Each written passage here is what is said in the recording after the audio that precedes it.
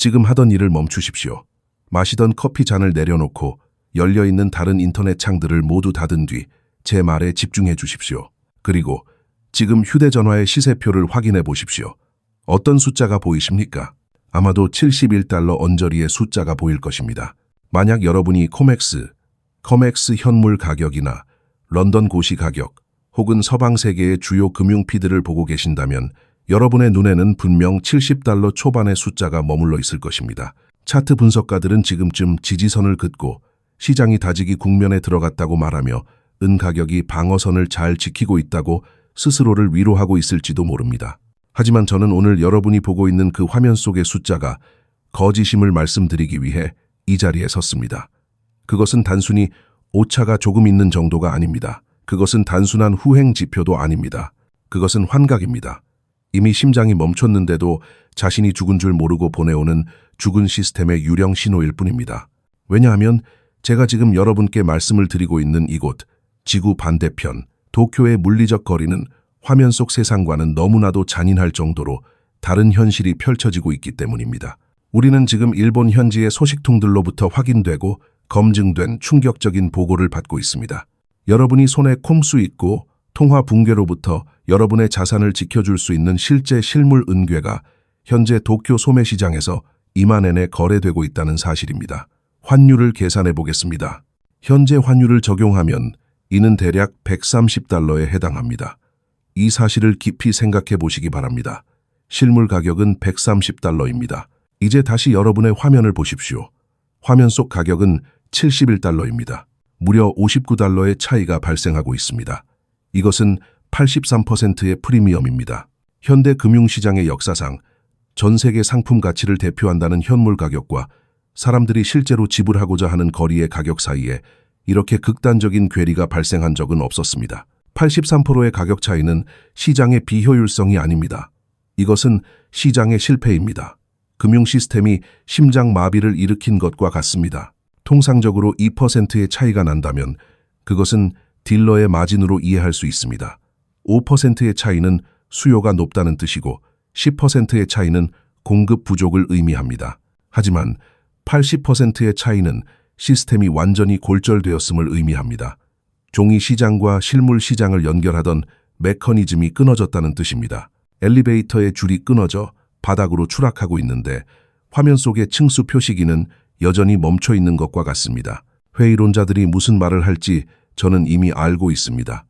댓글창에는 벌써 이런 말들이 들리는 듯합니다. 존, 당신은 과장하고 있어. 일본은 세금이 높잖아. 소비세도 있고 은괴를 제조하는 데 드는 비용도 있어. 뉴욕에 있는 0온스짜리 상업용 은괴와 도쿄에서 파는 1온스짜리 주화를 비교할 수는 없어. 그런 분들에게 저는 이렇게 말씀드리고 싶습니다. 여러분은 문제의 본질을 완전히 놓치고 있습니다. 물론 마찰 비용이 있습니다. 부가가치세, VAT도 있습니다. 주화를 주조하는데 돈이 드는 것도 사실입니다. 하지만 그 어떤 마찰 비용도 온스당 59달러나 하지는 않습니다. 은조각의 도장을 찍는데 59달러가 들지는 않습니다. 태평양을 건너 은을 배송하는데 59달러가 들지도 않습니다. 모든 세금과 보험료, 그리고 주조 비용을 다 합친다 해도 넉넉 잡아 10달러나 15달러면 충분할 것입니다. 그렇다면 나머지 45달러는 도대체 어디서 온 것입니까?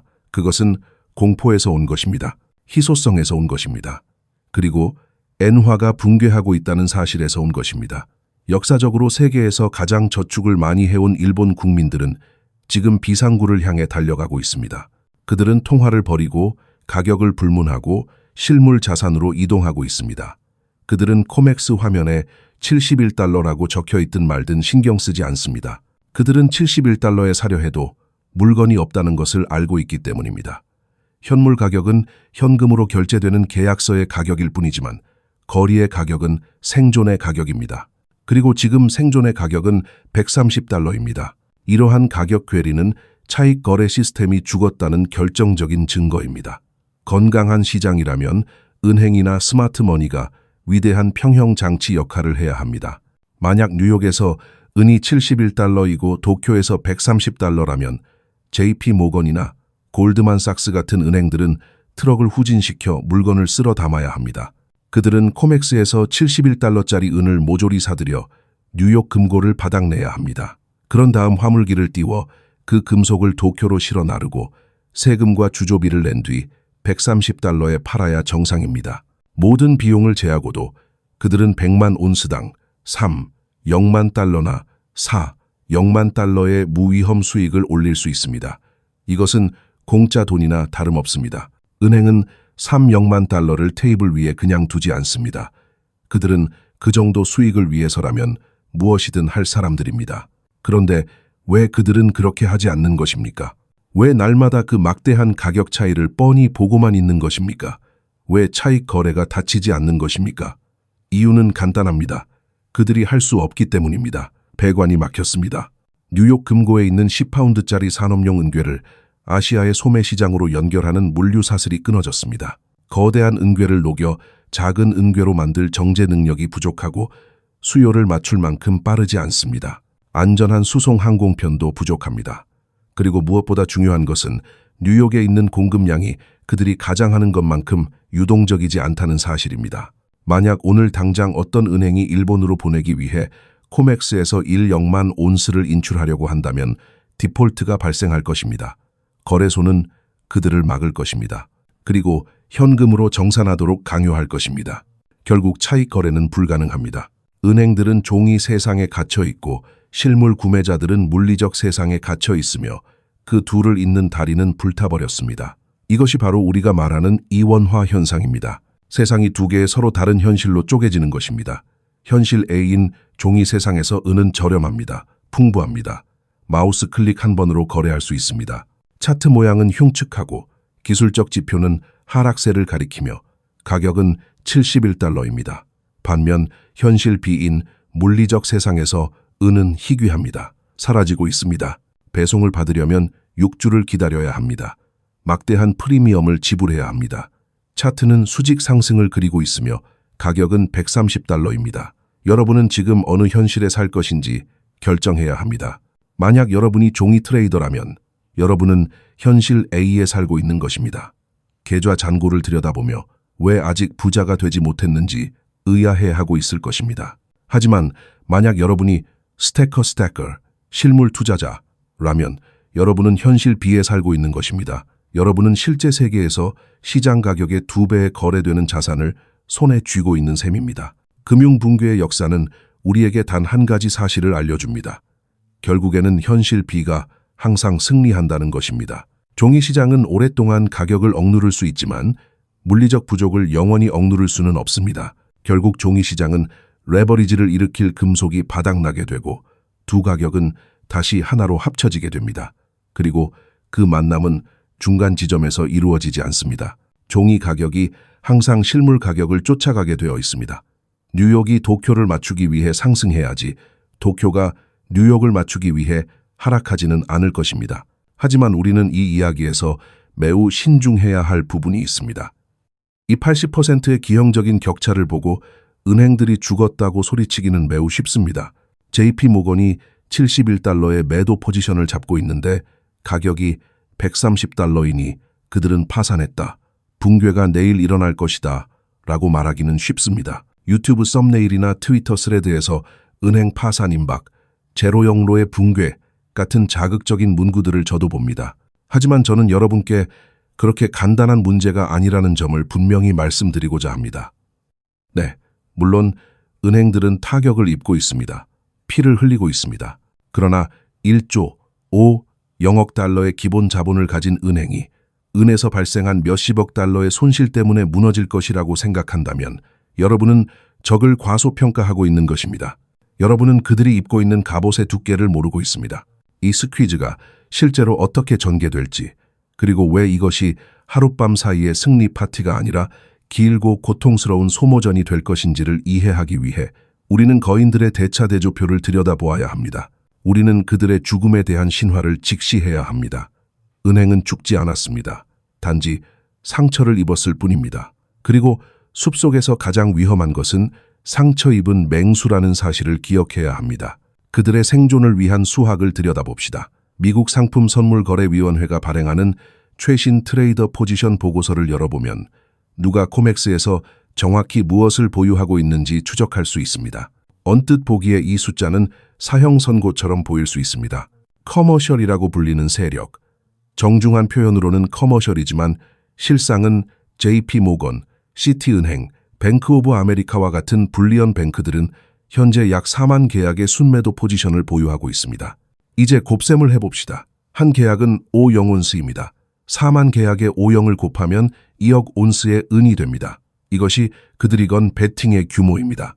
그들은 2억 온스의 금속에 대해 가격이 내려가거나 최소한 안정적으로 유지될 것이라는데 돈을 걸고 있습니다. 그리고 지금 가격은 안정적이지 않습니다. 폭주하고 있습니다. 만약 은 가격이 71달러에서 100달러로 대략 30달러가 움직인다면 그 30달러의 손실에 2억 온스를 곱하기만 하면 됩니다. 결과는 60억 달러입니다. 60억 달러의 시가평가 손실이 발생합니다. 일반적인 세상에서라면 헤지펀드가 하룻밤 사이에 60억 달러를 잃는다면 즉시 청산당할 것입니다. 사무실 집기는 거리에 나앉게 될 것이고 CEO는 청문회에 불려나갈 것입니다. 이것은 재앙적인 액수입니다. 인터넷이 온갖 소문으로 불타오르는 이유가 바로 여기에 있습니다. 뱅크 오브 아메리카가 지급불능이라거나 JP 모건이 덫에 걸렸다는 트윗들이 쏟아지는 이유입니다. 수학적으로 그들이 물에 잠겨 있기 때문입니다. 은 가격이 1달러 오를 때마다 그들은 차가운 현금 2억 달러를 피처럼 흘려보내야 한다는 계산이 나오기 때문입니다. 하지만 연준 폐지를 외치는 군중들이 듣고 싶어 하지 않는 불편한 진실이 하나 있습니다. 60억 달러는 이 사람들에게 있어 계산착오 수준의 푼돈, 즉 반올림 오차에 불과하다는 것입니다. 여러분은 우리가 싸우고 있는 괴물의 규모를 이해해야 합니다. 우리는 작은 가족회사를 상대하는 것이 아닙니다. 우리는 시스템적으로 중요한 금융기관들과 싸우고 있습니다. 그들의 갑옷을 봅시다. 그들의 기본 자본을 봅시다. 기본 자본은 은행의 재무 건전성을 나타내는 핵심 지표입니다. 이것은 자기 자본, 이익잉여금, 그리고 충격을 흡수하기 위해 금고에 쌓아둔 현금을 의미합니다. JP 모건 한 곳만 해도 약 3영억 달러의 기본 자본 버퍼를 가지고 있습니다. 미국 4대 은행의 총 자산은 10조 달러를 넘습니다. 숫자를 비교해 보십시오. 저울의 한쪽에는 60억 달러의 은 손실이 있습니다. 다른 한쪽에는 3영억 달러의 안전망이 있습니다. 은에서의 손실은 그들의 안전 버퍼의 아마도 2% 정도에 불과합니다. 아플까요? 네, 아픕니다. 분기 실적 보고서를 망칠까요? 확실합니다. 주주들은 경로할 것이고 보너스는 삭감될 것이며 트레이더들은 해고될 것입니다. 하지만 그것이 기관을 파산시킬까요? 그들이 문을 닫고 열쇠를 개인 투자자들에게 넘겨주게 만들까요? 아닙니다. 이것은 마치 여러분의 자동차 타이어에 펑크가 난 것과 같습니다. 짜증나는 일입니까? 네. 수리하는데 돈이 듭니까? 네. 그렇다고 해서 차를 길가에 버리고 영원히 집까지 걸어가야 합니까? 아닙니다. 여러분에게는 스페어 타이어가 있습니다. 보험이 있습니다. 신용카드가 있습니다. 불리언 뱅크들에게는 궁극의 신용카드가 있습니다. 바로 연방준비제도입니다. 그리고 이 생존 이야기에는 아무도 이야기하지 않는 또 다른 층위가 있습니다. 바로 해지입니다. 우리는 코맥스의 숏 포지션, 매도 포지션을 보고 그것이 네이키드 숏, 즉 가지고 있지도 않은 은을 도박처럼 팔아치운 것이라고 가정합니다. 하지만 은행은 도박사가 아닙니다. 그들은 부키, 도박 주선자입니다. 그리고 부키는 항상 장부의 균형을 맞춥니다. 그들이 대중에게 보이는 시장인 코맥스에서 2억 온스를 매도하고 있는 동안 대중에게 보이지 않는 장외시장, OTC에서는 수억 온스를 매수하고 있을 가능성이 큽니다. 은행이 어떻게 운영되는지 생각해 보십시오. 멕시코의 은광산 회사가 금속을 채굴합니다. 그들은 노동자들에게 임금을 주기 위해 가격을 고정하고 싶어 합니다. 그래서 JP 모건에 전화를 걸어 은일 0만 온스를 70달러에 팔겠다고 말합니다. JP 모건은 거래 성사라고 답합니다. 이제 JP 모건은 물리적인 0만 온스 혹은 그에 대한 선도 계약을 매수한 상태가 됩니다. 하지만 JP 모건은 가격 변동에 베팅하고 싶지 않습니다. 그들은 단지 수수료를 원할 뿐입니다. 그래서 그들은 무엇을 합니까? 코맥스로 가서 0만 온스를 매도합니다. 이제 그들은 중립입니다. 가격이 오르면 코맥스 숏 포지션에서 돈을 잃지만 광산 회사와의 계약에서 돈을 벌게 됩니다. 두 가지가 서로 상쇄되는 것입니다. CFTC 보고서에서 여러분이 보는 4만 계약의 숏 포지션은 상당 부분 광산 회사들로부터 계약한 실제 실물 금속에 대한 해지일 수 있습니다. 따라서 가격이 100달러로 치솟으면 그들은 코맥스에서 60억 달러를 잃지만 광산 계약의 가치는 60억 달러 상승합니다. 순손실은 0이거나 0에 가깝습니다. 물론 저는 그들이 완벽하게 해지되었다고 말하는 것은 아닙니다. 그들은 게임을 하고 위험을 감수합니다. 분명히 네이키드 노출 투기적 매도이 일부 존재할 것입니다. 그 숏 포지션 중 투기적인 부분이 심각하게 출혈을 일으키고 있을 것입니다. 아마도 5억만 온스 정도는 해지되지 않았을 수 있습니다. 그것은 15억 달러의 타격입니다. 쓰라리고 고통스럽습니다. 이것이 바로 우리가 유동성 주입을 목격하는 이유이며 레포 시장에서 스트레스를 보는 이유입니다. 그들은 매수 포지션에서 수익이 실현되기를 기다리는 동안 매도 포지션의 마진콜 증거금 추가 납부를 맞추기 위해 현금이 필요합니다. 이것은 유동성 위기이지 지급 불능 위기가 아닙니다. 이 둘은 엄청난 차이가 있습니다. 유동성 위기는 당신이 부자이지만 지금 당장 지갑에 현금이 없다는 뜻입니다. 지급 불능 위기는 당신이 파산했다는 뜻입니다. 은행들은 유동성 압박에 직면해 있습니다. 코맥스라는 괴물에게 먹이를 주기 위해 지금 당장 현금이 필요하지만 그들이 파산한 것은 아닙니다. 이 구분은 여러분의 전략에 있어 치명적으로 중요합니다. 만약 여러분이 은행이 내일 당장 파산할 것이라고 믿는다면 무모한 베팅을 하게 될 것입니다. 이제 끝이다, 붕괴다 라고 생각하며 다음 주에 만료되는 콜 옵션을 살지도 모릅니다. 그러면 은행은 그저 자본을 투입하고 마진콜을 해결하고 하루를 버텨낸 뒤 알고리즘을 사용하여 가격을 며칠 동안 다시 70달러로 짓눌러 여러분을 털어낼 것입니다. 그들은 소모전을 치를 수 있는 지구력을 가지고 있습니다. 여러분이 레버리지를 사용하고 있다면 여러분이 파산하지 않고 버틸 수 있는 시간보다 그들이 고통을 감내할 수 있는 시간이 더 깁니다. 이것은 고통스러운 디레버리징, 델레버리징, 부채 축소 과정입니다. 이것이 정확한 용어입니다. 그들은 나쁜 베팅을 청산하고 있습니다. 손실을 감수하고 있습니다. 시장에서 한 발 물러나고 있습니다. 왜 은 가격이 애초에 20달러에서 71달러까지 올랐다고 생각하십니까? 은행들이 억누르기를 멈추고 있기 때문입니다.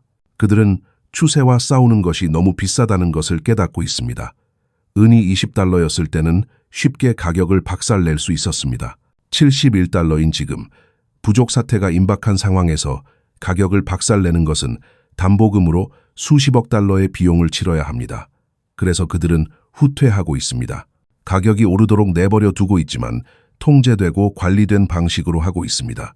그들은 후퇴를 관리하고 있습니다. 죽어가고 있는 것이 아니라 재배치하고 있는 것입니다. 그리고 마지막 안전망인 규칙을 잊지 맙시다. 만약 상황이 정말 통제 불능이 되어 은이 하룻밤 사이에 200달러가 되고 60억 달러의 손실이 600억 달러의 손실이 된다면 거래소가 은행들이 망하도록 내버려 둘 것 같습니까? 정부가 반짝이는 금속 하나 때문에 금융 시스템이 붕괴하도록 놔둘 것 같습니까? 아닙니다. 그들은 규칙을 바꿀 것입니다. 우리는 이미 그런 일을 보았습니다. 1980년 헌트 형제가 은 시장을 장악했을 때 거래소는 규칙을 청산만 가능으로 바꿨습니다. 팔 수는 있지만 살 수는 없게 만든 것입니다. 그들은 은행을 구하기 위해 헌트 형제를 박살냈습니다. 2022년 런던 금속거래소에서 니켈 시장이 폭발했을 때 그들은 단순히 거래를 취소해버렸습니다. 시계를 거꾸로 돌렸습니다. 그 거래들은 없던 일이 되었습니다. 만약은 가격이 수직 상승하여 JP 모건의 지급 능력을 위협하는 지점까지 간다면 코맥스는 불가항력을 선언할 것입니다. 거래를 중단시킬 것입니다. 그리고 고정된 가격에 현금 정산을 강요할 것입니다. 자, 가격은 75달러입니다. 모두 여기서 정산하고 끝냅시다. 시장 종료. 이것이 바로 제가 그들의 게임을 하지 말라고 말씀드리는 이유입니다. 붕괴에 베팅하는 종이 계약을 들고 있다면 그들은 계약의 규칙을 바꿀 수 있습니다. 하지만 실물 금속을 들고 있다면 그들은 물리학의 법칙을 바꿀 수 없습니다. 금고에 있는 여러분의 은괴를 취소할 수는 없습니다. 하지만 그들의 카지노, 즉 코맥스 안에서 게임을 하는 한 하우스는 항상 이깁니다. 적어도 하우스는 절대 죽지 않습니다. 그러니 머릿속에서 은행 파산 시나리오를 지우십시오. 그것은 판타지입니다. 은행들은 살아남을 것입니다. 피투성이가 된 코와 줄어든 보너스 풀을 안고 절뚝거리며 걸어 나가겠지만 살아남을 것입니다. 하지만 그들의 생존 메커니즘, 그들의 후퇴가 바로 은 가격 상승의 길을 열어주는 것입니다. 그들은 더 이상 가격을 막는 벽이 아닙니다. 그들은 과속 방지턱이 되고 있습니다. 조작의 비용이 조작의 이익을 넘어섰기 때문에 그들은 비켜서고 있습니다. 그리고 왜 비용이 올라갔을까요? 왜 갑자기 시장을 쇼치는 것이 그토록 위험해졌을까요? 바로 물리적 변수 때문입니다. 그들이 해지할 수 없고 인쇄할 수 없고 규제로 없앨 수 없는 단 한 가지 변수 때문입니다. 바로 공급 충격입니다. 은행은 종이를 가지고 하루 종일 게임을 할 수 있지만 실물 금속이 부두에 도착하지 않을 때는 게임을 할 수 없습니다. 그리고 바로 그것이 오늘 일어나고 있는 일입니다. 억압 체계에 대한 진짜 위협은 은행의 대차 대조표가 아닙니다. 그것은 중국의 장벽입니다. 오늘 1월 1일 베이징의 새로운 법이 발효되었습니다. 우리가 은행 주식과 프리미엄 스프레드에 정신이 팔려 있는 동안 중국 정부는 조용히 문을 걸어 잠갔습니다. 이것은 향후 10년의 방정식을 바꾸는 구조적인 균열입니다.